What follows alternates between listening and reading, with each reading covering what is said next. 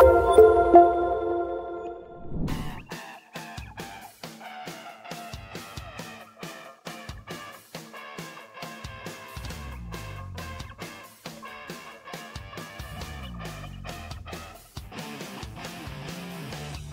ये आपको ये भी दिखाएगा कि आप कैसे कनेक्ट कर सकते हैं। उदाहरण के लिए आप ब्लूटूथ के माध्यम से USB डिवाइस के माध्यम से कनेक्ट कर सकते हैं, जिसे फिर डॉट स्नॉप पिन के साथ पेयर किया जाता है और वह JDC211A से जुड़ा होता है। यह है कि पिन आउट कैसा दिखता है। ये आपको एक डायग्राम में दिखाएगा और ये भी बताएगा कि आप अपनी केबल कैसे कनेक्ट कर सकते हैं। और कनेक्ट करने के भी कई तरीके हैं। यह आपको सभी चरण और वे सभी अलग अलग केबल्स दिखाएगा जिन्हें आप उपयोग कर सकते हैं। अगर किसी कारणवश आपके पास केबल नहीं है तो हमेशा एक मल्टी पिन कनेक्टर होता है। ये हमेशा किट में शामिल होता है। ये पहले से ही पैकेज का हिस्सा है। आप इसे भी हमेशा उपयोग कर सकते हैं बशर्ते आपके पास एक अनुभवी मैकेनिक हो।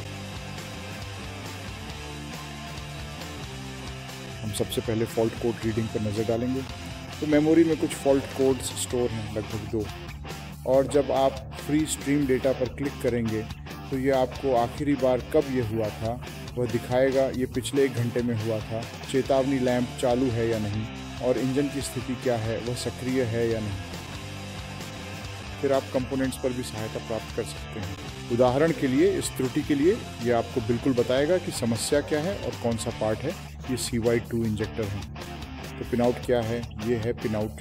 ये आपको विस्तार से दिखाएगा कि पिन आउट कहाँ है, इंजन पर उसकी लोकेशन क्या है। आइए देखें, ठीक है।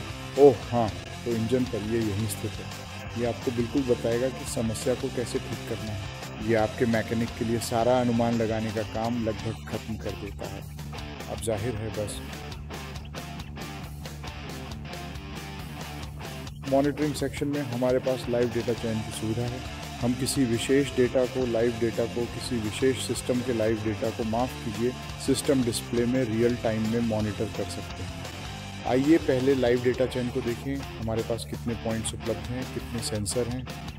तो लगभग 468 सेंसर उपलब्ध हैं, जो प्रेशर, तापमान से लेकर वोल्टेज और उससे भी अधिक तक हैं। आप उन सभी को चुन सकते हैं जिनकी आपको आवश्यकता है।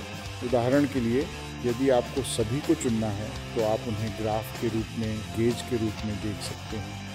यह आपके मैकेनिक को निर्णय लेने में मदद कर सकता है अगर किसी विशेष आइटम पर प्रेशर ज़्यादा है या बहुत कम है, और इससे वे उसी अनुसार कुछ निर्णय ले सकते हैं। ठीक है, अब इससे बाहर निकलते हैं। अब जल्दी से सिस्टम डिस्प्ले में चलते हैं। सिस्टम डिस्प्ले आपको फ्यूल सिस्टम वास्तविक समय में दिखाएगा। अगर कोई त्रुटि या समस्या है तो यह आपको उसी समय दिखा देगा, ताकि अगर कोई समस्या है तो आप उसे तुरंत पहचान कर वहीं पर ठीक कर सकें। बाईं ओर ये जो डायग्राम है ये वायरिंग डायग्राम है। तो उदाहरण के लिए यहाँ हमारे पास कोरिजन 26 है। हम इसे देखेंगे। वायरिंग डायग्राम बहुत सहायक है। आपके मैकेनिक को फिर से किसी भी तरह का अनुमान लगाने की ज़रूरत नहीं पड़ेगी। अगर कोई समस्या या ख़राबी है तो वह आसानी से समस्या का पता लगा सकता है कि वह कहाँ है, कौन सा सेंसर है, और इससे उनके काम और जीवन को बहुत ही आसान और सुविधाजनक बना देता है जब वे अपनी मशीन में कोई भी बदलाव करना चाहते हैं। फिर आप लक्षणों के आधार पर भी ट्रबल शूटिंग कर सकते हैं। लक्षणों के आधार पर ट्रबल शूटिंग करना बहुत उपयोगी है। उदाहरण के लिए अगर आपके इंजन में अत्यधिक वाइब्रेशन है तो आप बस उस पर क्लिक कर सकते हैं और सिस्टम आपको स्टेप बाय स्टेप बताएगा कि आप इसे कैसे दूर कर सकते हैं या समस्या क्या हो सकती है। यह आपके जीवन को बहुत आसान बना देता है, खासकर अगर आपका मैकेनिक नया है या अगर आप खुद ही यह कर रहे हैं तो आप हमेशा लक्षणों के आधार पर ट्रबल शूटिंग कर सकते हैं, यानी आप किस तरह की समस्या का सामना कर रहे हैं। तो ये आपको उसी समय और वहीं ले जाएगा और आपकी समस्या को ठीक करने में मदद करेगा। अगर आपके पास कोई सवाल है तो बस हमसे यहाँ मैग्नीशियन पर संपर्क करें। आप हमें 8886422240 पर या www.macnician.com पर संपर्क कर सकते हैं। बहुत बहुत धन्यवाद।